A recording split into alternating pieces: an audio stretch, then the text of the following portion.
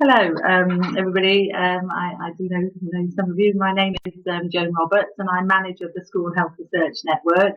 We want to welcome you to this webinar where Dr. Julie Bishop and Professor Simon Murphy will present on current progress and future plans for the link between our network, the School Health Research Network, and that of the Welsh Network of Healthy School Schemes.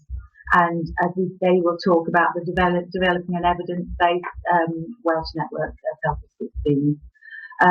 So joining us today are Public Health Wales staff and healthy school practitioners. So thank you for joining us, both online, I think, and on the phone. In the room today, although you won't see them, we have Gillian, who is the researcher on the School Health Research Network, Liz Doe, who works in Decipher, and Andy, who's helping with technical issues, and he's very kindly stepped in at last minute, so we really appreciate that.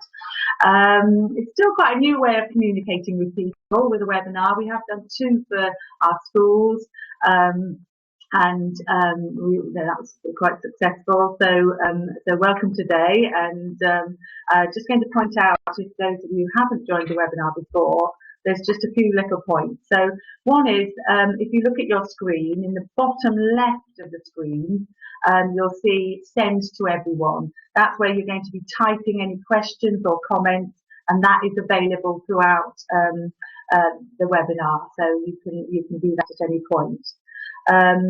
At the end of the presentation, we'll actually unmute microphones, so anyone can ask a question. And to do that, if you go up to the top of the screen, there's a More button. You'll press on the More button, and there's a sort of hands up sign. You will just press on that, and you will be able to alert us to the fact that you'd like to ask a question in person. And just one other point, at the end of the webinar, the webinar will finish, and an evaluation will come up on the screen after about a minute. It'd be really helpful for us, because as I say, it's still early days for us in using webinars, if you could just fill that out for us. So on to the main event. I'm really pleased to introduce Dr. Julie Bishop, Director of Health Improvement at Public Health Wales, and Professor Simon Murphy, who is Director of Decipher at Cardiff University and the School Health Research Network. We're based within Decipher Research Centre. So enjoy the webinar, and as I say, thank you for joining me.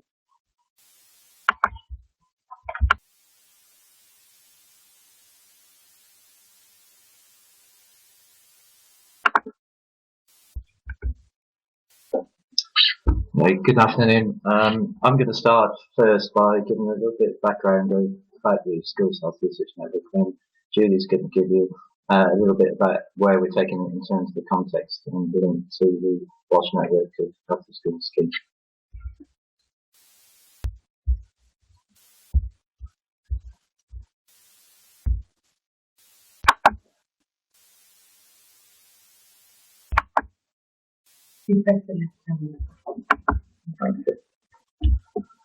So, how are we working with the Welsh Network of Healthy School Scheme to develop an evidence base for its future development?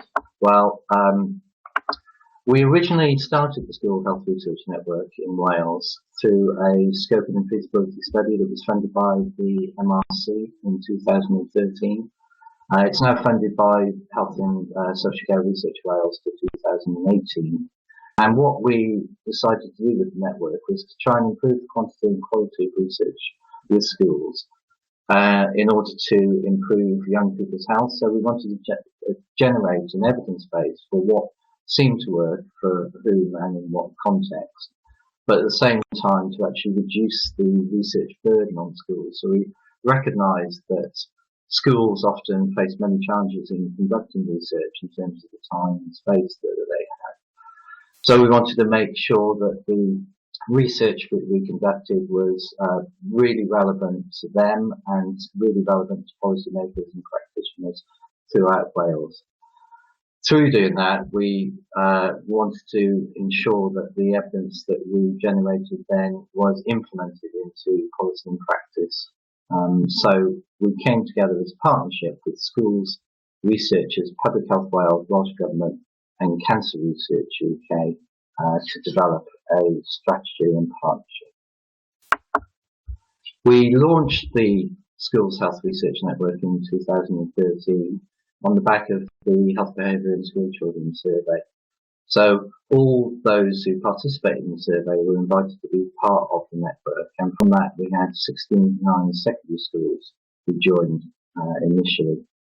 We're currently busy recruiting the next wave of schools for 2015-16. Recruitment is open until December, and data collection is being conducted until January. At the moment we have 112 schools who are in this next wave.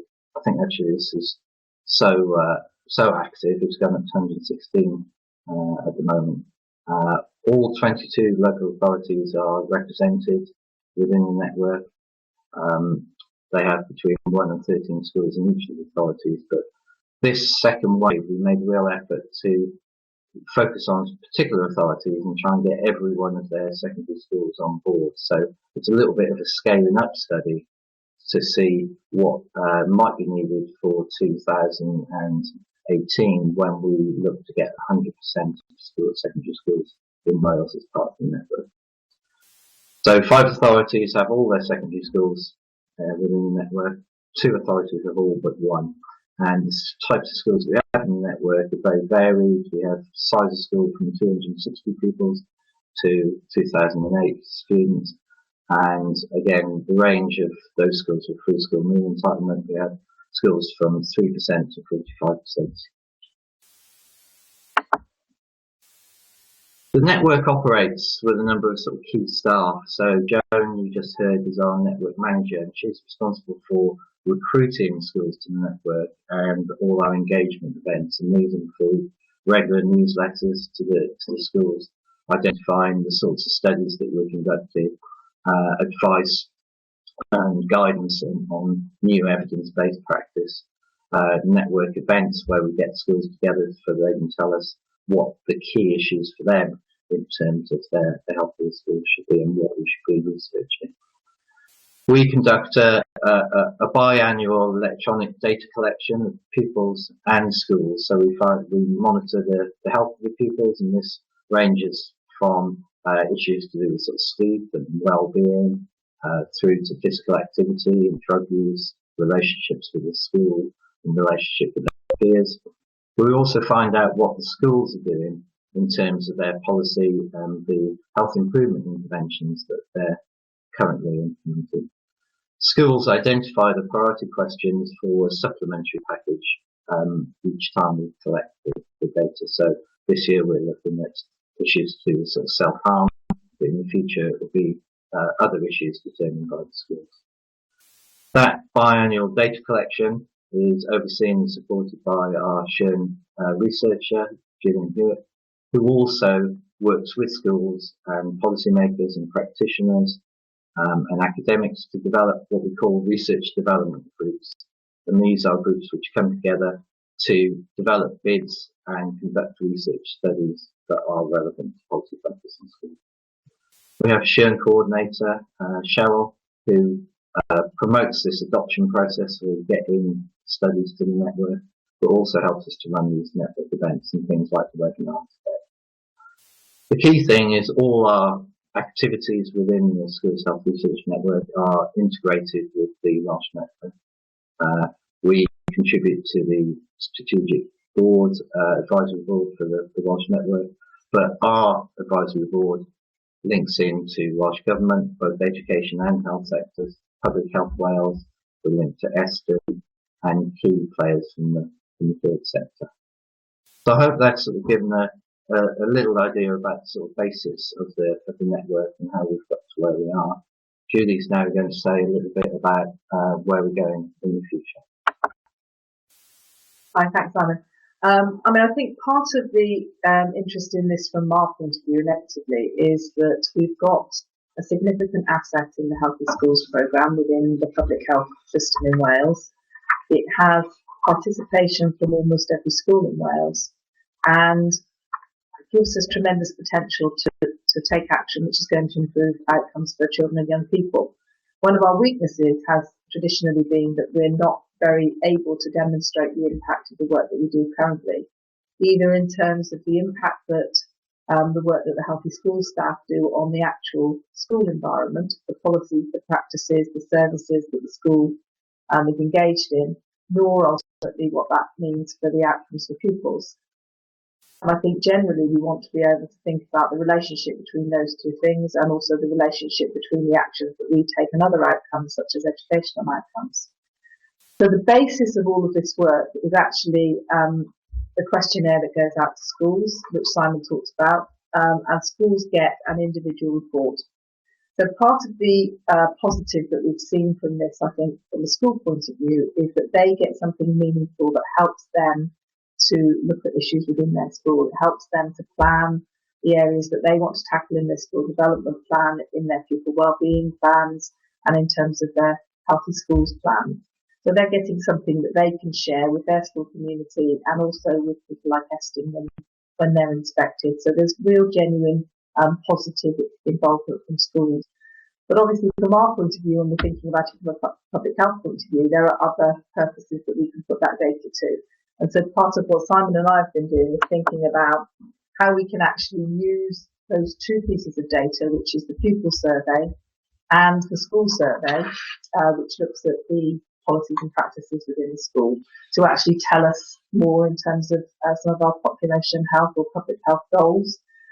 So, for example, we've got the potential linking with the observatory to put the data into a population level. So report the data back at population level. At the moment, we've only got information about children and young people's health on a sort of 4-yearly basis from the HBSC survey. And in terms of us being able to track change across the system and understand whether or not we're making a difference, that's actually not going to help us particularly. So what we're hoping this will enable us to do is to be able to track some of the trends and things that we're interested in on a more routine basis. It should also help all of us, and that means at the local level as well as the national level, to be able to evaluate some of the things that we're doing. And so one of the things that we hope we can have a conversation about at the end of this process, this presentation, is actually where people have got innovative work going on to the local level, how can we actually help use the network to be able to more robustly evaluate what's actually taking place, because it provides a natural environment to enable us to do that. We've also got a number of research studies that we're already working on collectively, but there is the possibility for more robust, externally funded research in areas of priority. And one of the things that's being worked up at the moment, for example, is what the potential is for looking at the whole issue of self-harm. We know that schools are finding that incredibly challenging. It's something that comes up on a regular basis, but we don't currently have the interventions that we wish we would have in order to be able to tackle that. So that's one of the subjects that the network has been working with schools on. There's also the potential to evaluate at the policy level, and one of the things Simon and I have been doing quite a lot is to link in with Welsh Government. So we've actually succeeded, I think, now in making quite strong connections with the curriculum review, as well as with the Healthy Schools work and the research. So potential for actually understanding whether or not the impact that we all want to see in terms of pupil outcomes is actually taking place. So I think the opportunities that we've got here are quite significant. Simon mentioned that we've got a couple of areas where all of the schools are involved in the survey this year. And what we're hoping to do with the public health teams in those localities, as well as with those schools, is to explore some of the issues around sharing that data, what needs to be in place for schools to feel comfortable to share that data, and how it might be useful and what it might tell us at a population level. So hopefully we'll be moving forward on quite a bit of that over the next 12 months. And obviously, people's input into developing that further will be much welcomed. What we're trying to do in this process is actually to put some of the things we talk about in terms of knowledge mobilisation into practice. So where we see Shern sitting is closely allied to the network of Healthy Schools schemes, but having sufficient independence, and it means that we can have an objective external review of the things that are happening. The common ground, as we see it, is health, legal evidence. So part of what we've just been talking about is starting with what we know about population needs and the current evidence base. That helps us understand where the gaps are, and there's the potential for us to establish research development groups, as Simon mentioned, to look at some of those gaps, to test an intervention developmentally, potentially move to a full trial, gain the learning from that, and push that into the delivery system, which is the network of healthy schools. Look and see what that means in practice, how we scale it up, how we roll it out at population level, and similarly generate the new knowledge gaps, if you like, the areas for further development. So we think the theory, at least, and from what we've seen in practice so far, is that this is something that can benefit both parts of the system quite significantly. So, the future is very exciting potentially in terms of where we're going with the network.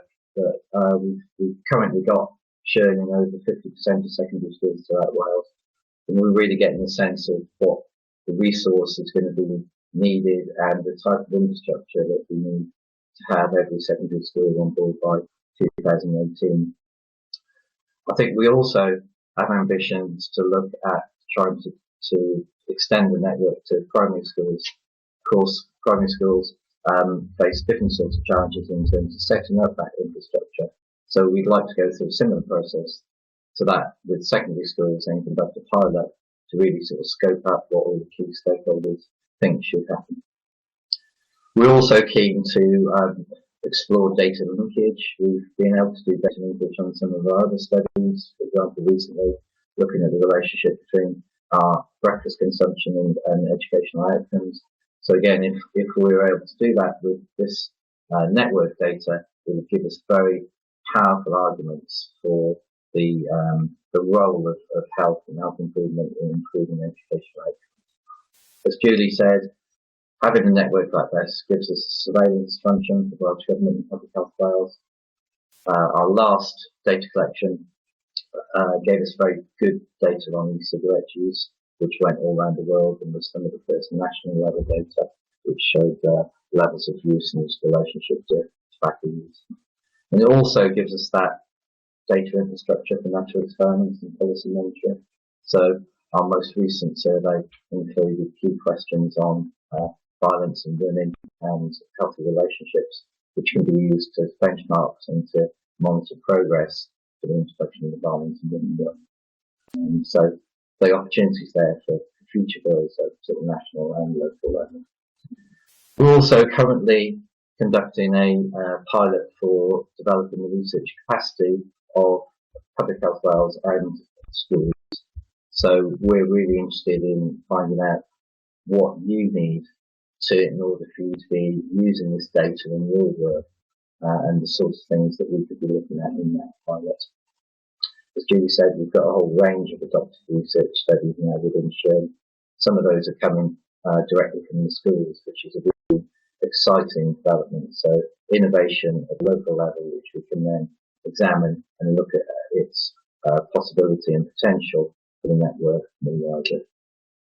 As I say, our aim is to fully integrate sharing with the Welsh Network of the Schools scheme. So I suppose one of the key questions from us is, what are the things that you need from us to make that happen? And that would be one of the things maybe we've got in the competition. Thank you.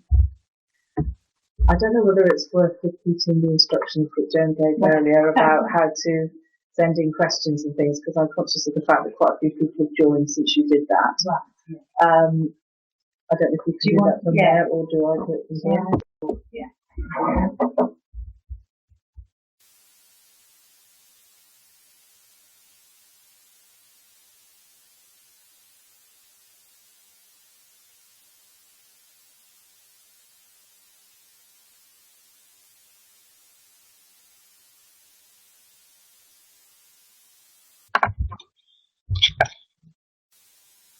No, well, thank you very much. That was, very interesting conversation and quite a few points that maybe someone will want to pick up on. Just as Julie said, it's probably best just to remind you this is all new to you. So you can continue in the bottom left-hand corner. You can continue to write some messages and send to everyone, and then we can pick those up. But it's also possible if you go up to the top of the screen, there's the More button with some little dots above it, and in that there's a little hand picture that you just press, and then we will be alerted to who's wanting to ask a question. I am aware, having looked at the screen as we've been going through, we've got quite a lot of you joined us on the telephone. And that may be not an option for you to actually speak or to type in, but what we would really value doing is to be able to send us any queries or any thoughts that you have, and you could send those to Julie or obviously to me. That would be useful, and then we can perhaps discuss that further. I'm just wondering as we wait to see if anybody wants to ask anything or to comment. Just perhaps if I could just talk a little bit. I think one thing that Simon was talking about, the fact that we're sort of trying whole authority approach, and with one authority we're actually looking at all secondary school aged young people, whether they're in mainstream or in CRU or special schools, and so we're going to try and use some of the experiment and get them to trial what the data might mean to them. So I think that's another point to add, as well as in the future then looking at the primary school potential. I beg your pardon, I've been giving you completely false information. I said we're new to this game. I said that it was in the More, you pressed above the More button. Apparently on the top it's the Interact button. I do beg your pardon. So if you'd like to talk, it's the Interact button. Thank you. Mike, who normally helps us, is not here at the moment, so I'd obviously written that down, haven't we? So I don't know if anybody would want to say anything, or whether Julie or Simon, if there's anything that you think would be useful for me to just talk through, and we just have.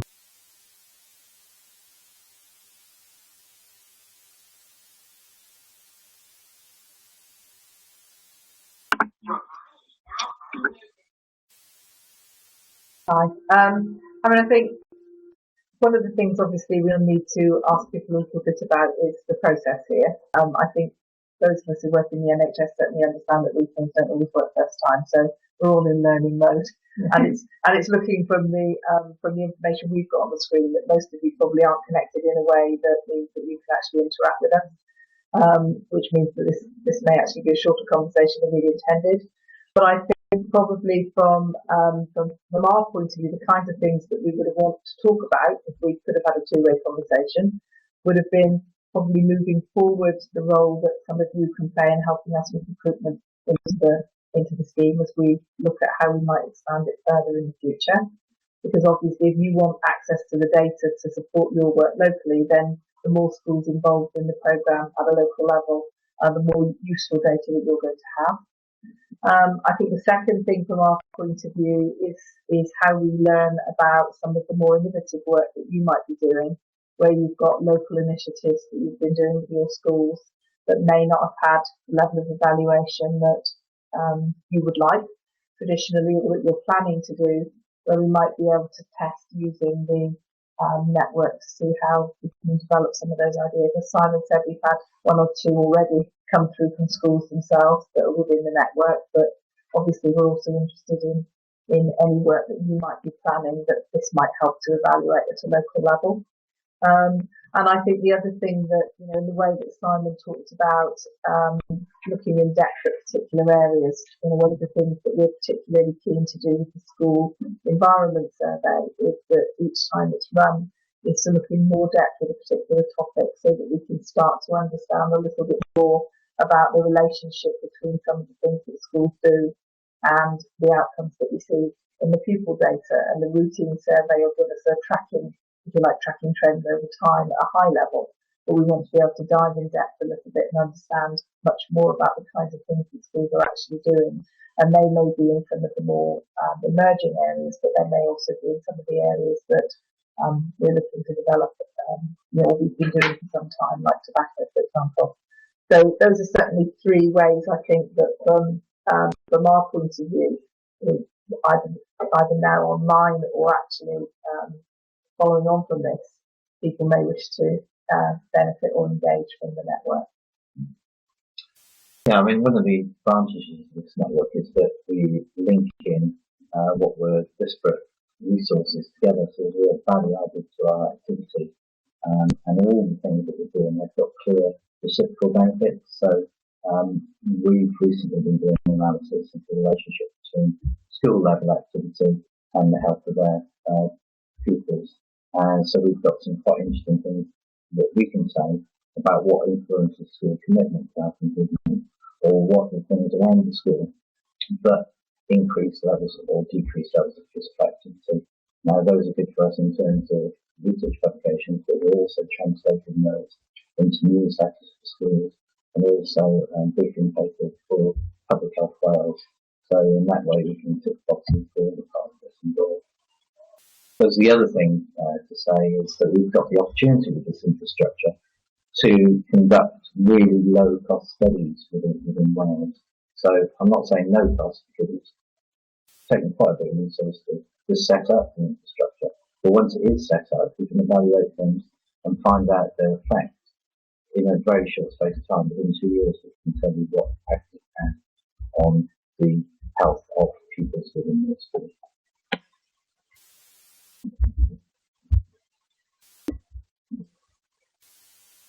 All attendees are muted and may unmute themselves by pressing *6. I've charted territory. Right.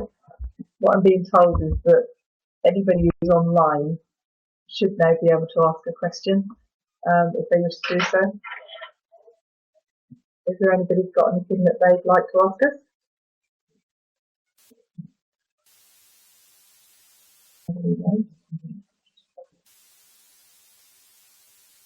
It'd be quite good if somebody would ask us something, even if they need to test that it actually work.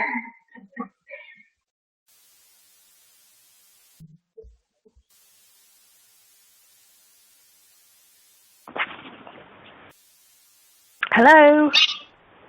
Hello there. Hi. Hi. It's Nerys Edmonds from Public Health Wales, Health Improvement Division. Hello. I was muted, but they just said that we could now unmute, so I thought I'd test the line for you. Thank you very much. It's very much appreciated. I just was wondering, my line's not been brilliant, so forgive me if I've got the wrong end of the stick, but from what I understand, you're gathering a whole range of data from the schools that you're engaging on an annual survey, is that right? Biannual. Yeah. Biannual, sorry, okay. And I just wondered what indicators of mental well-being are being collected in that data? Well, it would be the usual. I mean, we're using HBSC measures, so again, it allows us to have a sort of international comparison. So it would be the standard one around that. So it would be around sort of issues to do with esteem, school connectedness, peer connectedness, those sorts of issues. So on the dimension of well-being rather than sort of mental health, bullying, yeah. But also other key things which were associated with it. So like things like sleep, interaction with family, and this sort of thing. So the kinds of things generally we would consider to be quite important in terms of that broader construct of well-being from the young person. Okay. Yeah, no, thank you. The line's not brilliant for me, so I'm sorry I can't hear brilliantly. But I mean, it just sounds like that will be a really useful data set over time to gathering that information. No, that's great. Thanks. I mean, one of the questions that just popped up on the screen, which was one of the things actually that I've written down to mention, so thank you for reminding me, Jimmy, is obviously one of the things that we're talking to other people about is the research burden on schools.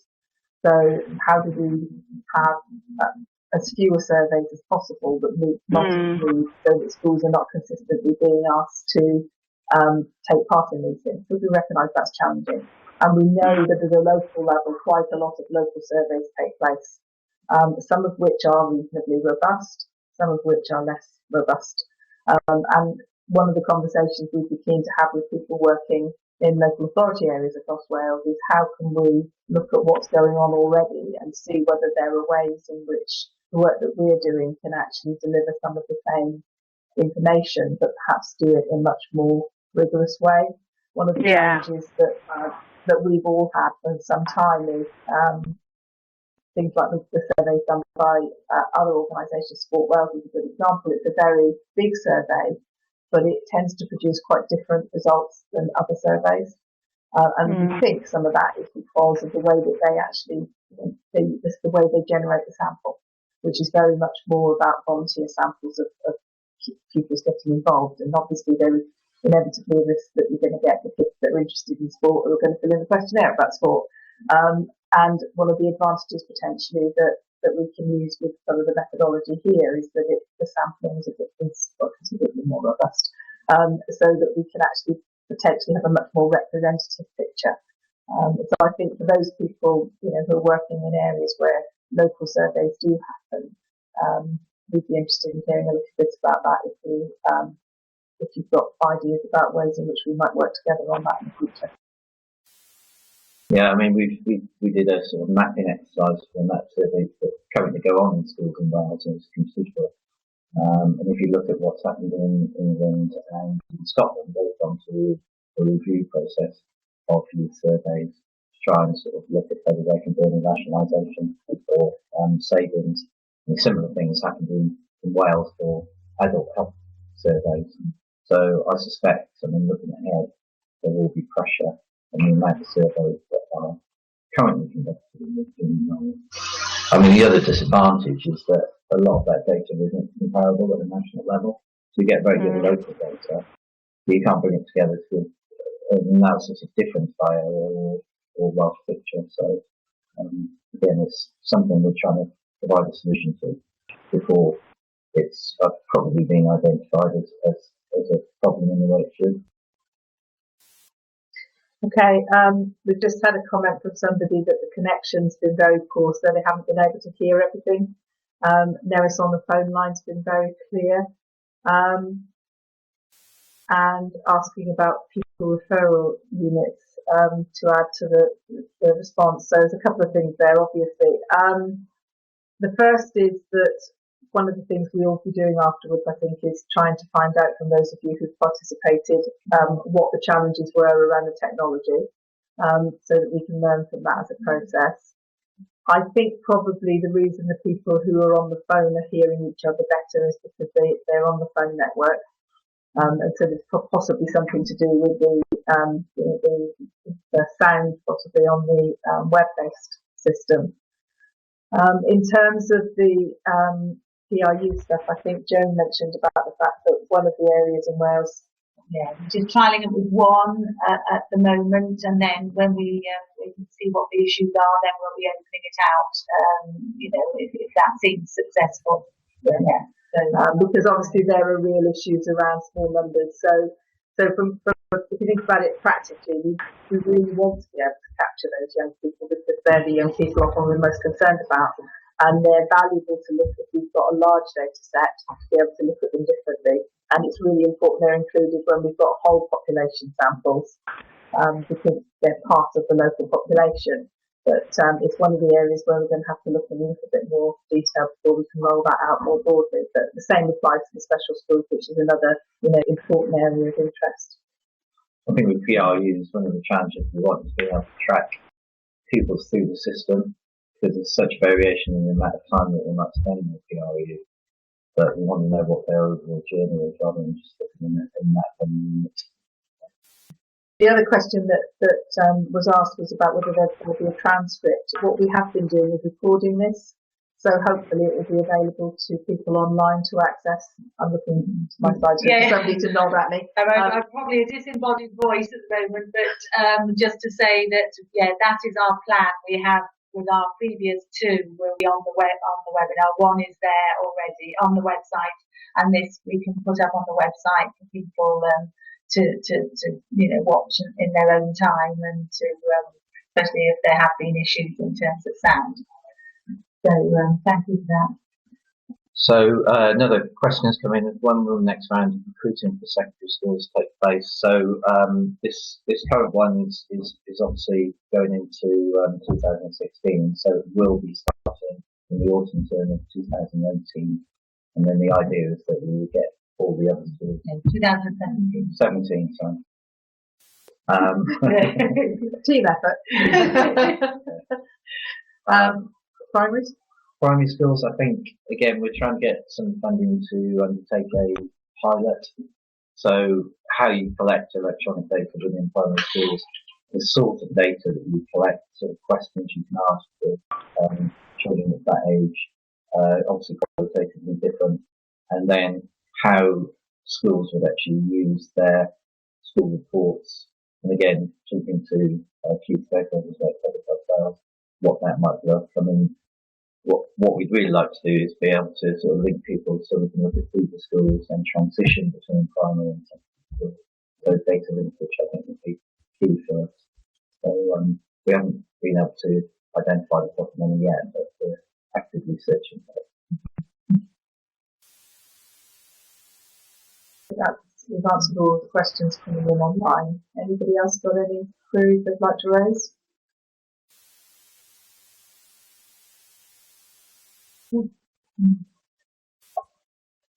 Again, I might be a disembodied voice, but I would just really like to thank Julie and Simon so much. And as I say, the evaluation will come up when the webinar is finished. But I think you will all have had emails from me, so please do email any queries or any thoughts, and then we can continue this conversation. Maybe through another webinar, maybe other ways. But thank you very much for joining us, and thanks for everybody in the room. Okay, bye. Thanks everyone. Bye.